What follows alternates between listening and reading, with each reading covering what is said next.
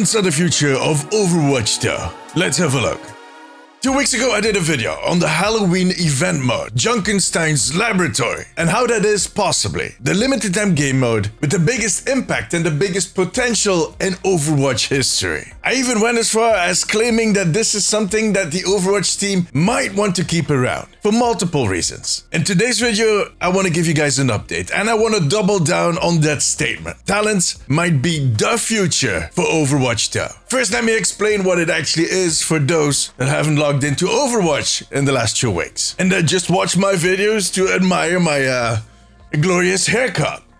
See, during the annual Halloween event this year, we sadly did not get an updated version of that PvE mode they usually do. Well, there's a few of them. There's Junkenstein's Revenge and there's the Wrath of the Bride, which saddened me at first. But what we got instead is one of the best PvP limited time game modes they've ever done. Junkenstein's Laboratory is a normal 5 vs 5 PvP mode. It is however limited to the control maps, and you only have choice out of 12 heroes. Those being D.Va, Orisa, Reinhardt, Soldier 76, Genji, Ashe, Pharah, Reaper, Kiriko, Mercy, Moira, and Zenyatta. I think I got all of them. Now, all of these heroes in the game mode are donning a Halloween skin. And apart from some decorations on some of the maps and the announcer being the typical Halloween announcer, that's about the highest the Halloween level in this game mode goes. It's not really a Halloween mode.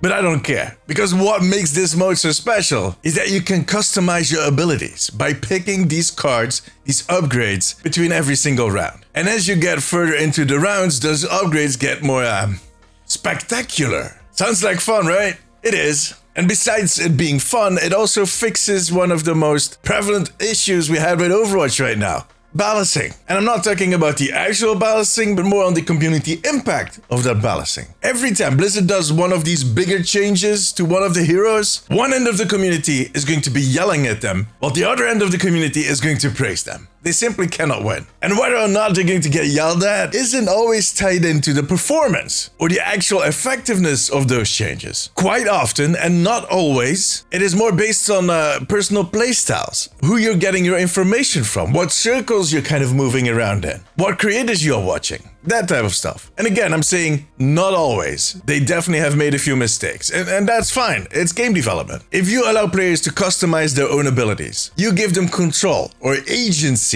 over their own experience. It will help Blizzard to cater to all these different playstyles and all of these different opinions on how certain heroes should be played. And I think the recent discussions around Sombra and Ramatra are a perfect example. While a lot of people are happy that he can pierce shields again with his punch, there is also a group of people that don't like that change, that prefer doing critical damage on shields. And the same can be said about Sombra's perma-stealth. If you are one of those people that want to be invisible permanently, sure, go ahead, but you're going to have to leave some of the other options on the floor. You'll have to make a choice. Now, that being said, there's also a few drawbacks to systems like this, and one being that it is going to raise the workload on the team, but that sounds like a them issue, so whatevers.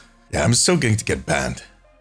It also is going to make the game more difficult for new and casual players. Swapping heroes is a bit of an issue in this type of gameplay. And I think the most important one is that it undermines predictability. You do not know what the other one is going to throw at you. I mean, you can see their cards, but who reads? Come on, it's 2024. So what I'm trying to say here is that I'm not advocating for them to just copy paste it, throw it in quick play and call it a day, but I'm also fairly certain that that is not their plan. I think they are currently studying this option for the future of Overwatch. Once we get beyond this whole 5 vs 5 or 6 vs 6 thing, I'm going to be so happy that that is over. Now, you might ask yourself, how does one get such a glorious beard? Mustard. Put some mustard on every sandwich you eat. It also helps with chest hair, in case you want that. Besides that, you also might be thinking, why is this dude so convinced that this is going to be the future of Overwatch? Look, besides all the reasons I just listed, as it is fun, it allows agency over your own experience, it adds flavor, and it circumvents a lot of the yelling, there's one huge important metric that is going to be on top of the list for Blizzard. A metric that I predicted was going to be on the higher end. Popularity. Turns out that the community at large likes playing this game mode. more than anything else that they've done in these limited time game modes up till now. I did a poll over my whole community recently on all platforms, but that includes those 160,000 people that follow me on Instagram, so that is a nice sized group. And I asked them how they enjoyed the game mode. And the results that came back from all platforms was kind of similar in the fact that 40% said that it was okay. And they added some comments, most of them being about the fact that their main heroes were missing from the roster. Some people found it to be a little over the top, or others did not like the randomness that comes with these cards. And I think all of them are very valid pieces of feedback. Some of those higher tier options we got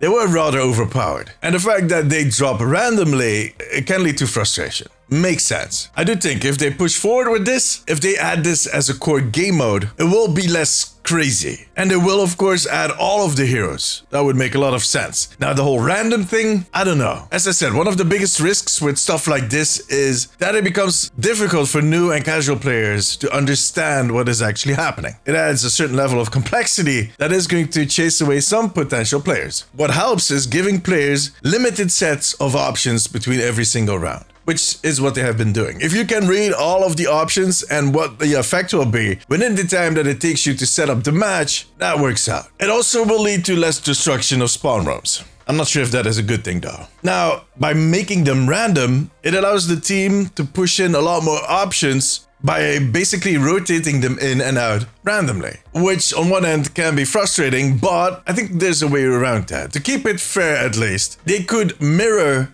the choices that you get on every hero. So both the friendly and the enemy Cassidy would get the same options in between the different rounds. Now the reason why they did not do that in the Halloween mode is because it's more fun to have these OP moments. But in a more serious setting, they need to keep it fair. But anyways, let's get back to the poll. Over all platforms, only about 15% said that they did not like the game mode, while 45% said that they loved it. 45% of the Overwatch community loving something. I don't think that ever happened. It is by far one of the most spectacular results I've seen on any of my polls. Now, in case you would think that my community is a little skewed, I have an extra update. See, earlier this week, Aaron Keller, the game director for Overwatch, shared that 2 weeks into the event, still 15% of the daily players jump into that game mode. Now you might think 15%, dude, that is not a lot. Well, according to some recent numbers, quick play and competitive have about 30 to 40% play rate, and depending on where we're at in the competitive season. And usually, when it comes to these limited time game modes, we lose interest pretty fast. It's a matter of days. To have a game mode that only has 1/3 of your roster still hitting 15% 2 weeks after it was released, that is quite remarkable. And it confirms the findings of my poll. The player base likes this game mode. They like the talent system. And Blizzard noticed this. To be fair, they probably were testing just that with this Halloween mode. And they must be very pleased with the results. So much so even that this week they rolled out a balancing patch for Junkrat's laboratory. And it was not just a few tweaks. No, they made changes to 10 out of the 12 heroes. And in some cases, they changed up to 5 cards, both buffs and nerfs. That is what we call effort. And that is effort they are going to want to capitalize on. If this had just been something that they had planned for a limited time game mode that was going to end next week, they have no future plans for it, they would just have left it. They might plan to bring it back in 6 months and do some changes at that point. So either they were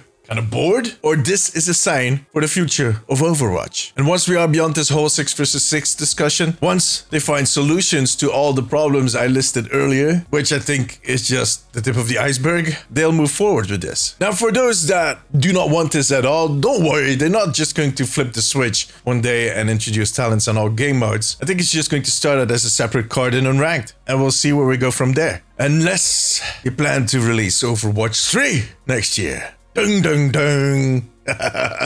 I'm kidding. Or am I? I'm currently working on a future of Overwatch video. That should be out somewhere soon. I keep pushing it back because other things come in between. But make sure to subscribe. But after this week, I'm more convinced than ever that talents is something we need to keep an eye on when it comes to the future of Overwatch. And it is going to be glorious. But what do you think? Let me know in the comments. For now, however, that was it. If you like this video, give it a thumbs up. It always helps me out. I also want to thank my patrons. I could not make these videos without you guys. You have my eternal gratitude. You too can become part of the Omnic Post family over on patreon.com/theomnicpost. If you have a few minutes left, maybe check out this video. Click it. But above all, take care of yourself, take care of each other. Bye bye.